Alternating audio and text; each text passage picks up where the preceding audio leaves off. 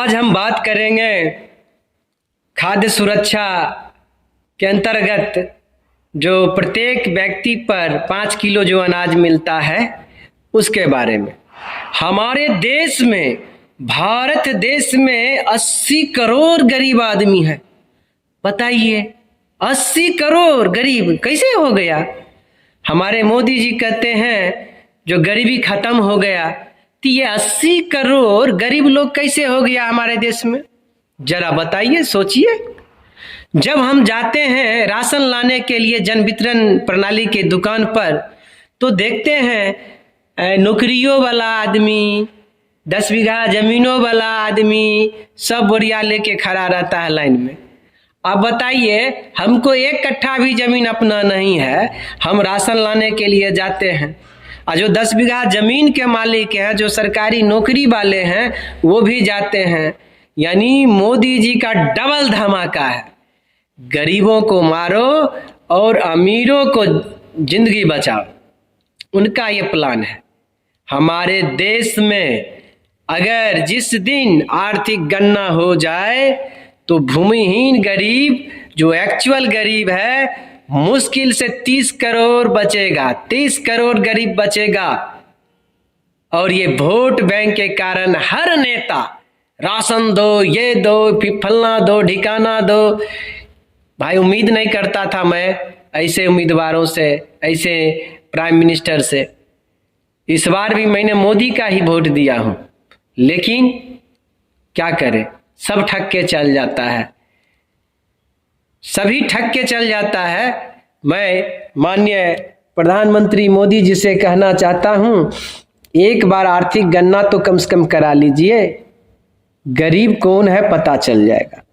सारा चीज आपके हाथ में है। 1 अरब 40 करोड़ जनता का बैंक अकाउंट से, आधार से मिलान कर लीजिएगा। कौन आदमी कौन कौन बैंक में कितने कितने लाख रुपया, कितने कितने हजार जमा है, पता चल जाएगा। एक कैटेगरी निकाल लीजिए, गरीब किसको रखना है गरीबी रेखा में, किसको अमीरी रेखा में रखना है, और उसी हिसाब से उसका फायदा भी दीजिए। ये क्या है, आंख मूंद के जाओ सर्वे कर लो मास्टर साहब। मास्टर साहब कभी खैर नहीं। गांव में जाते हैं इतनी धूप में, इतनी ठंड में, पूछते हैं ये मकान किसका है। अगर किसी का मकान छत का रहता है तो खपरेल दिखा देते हैं, पूछ के नहीं मेरा मकान ये कहाँ है, ये तो मेरे भाई का है ना, ये मेरा खपरा का मकान है। मास्टर साहब क्या करे, बेचारे को लिखना पड़ता है। लेकिन सरकार जो है, सरकार वो समझ लेते हैं कि इतना लोग गरीबे हैं। भैया सरकार जी, मैं आपसे विनती करता हूं, सरकार महोदय जी, आप जो है सो स्वयं जाके देखिए गाँव में जो लोग कितना झूठ बोलते हैं। लेकिन गरीब बेचारा का जो घर रहता है ना, जो कमाई होता है वो बता देते हैं। आपके घर में टीवी है तो किसके घर में न भाई टीवी रहता है, किसके घर में न मोबाइल रहता है, किसके घर में न क्या कहते हैं बिजली रहता है। और सरकार जो इंदिरा आवास, प्रधानमंत्री आवास दिए हैं गरीबों को, जिसको मिल गया उसका तो छत है ही। और छत है तो भाई आपको तो छत है, नहीं मिलेगा। लेकिन जिसके घर में सरकारी नौकरी है, 10 बीघा जमीन है, वो छत नहीं बनाया है तो वो गरीबी रेखा के अंदर में आ गए भैया। ये हमारे देश के सबसे खतरनाक पॉइंट है। मैं मोदी जी से कहना चाहता हूं, एक बार कोई जाति गणना नहीं, बस आर्थिक गणना करवा लीजिए, स्वयं पता चल जाएगा। 20 करोड़ गरीब है, 30 करोड़ गरीब है। ऐसा मत जुल्म कीजिए गरीब पर मोदी जी, नहीं तो हिंदू आप करते हैं। इस बार तो 400 पार गया नहीं, 300 भी पार नहीं हुआ, अगले बार लगता है 200 भी पार नहीं जाएगा, 200 पार नहीं जाएगा। हिंदू एकता की बात करते हैं, स्वयं हिंदू बिखर रहा है, इसको बिखरने से रोकिए, जातिवाद से रोकिए।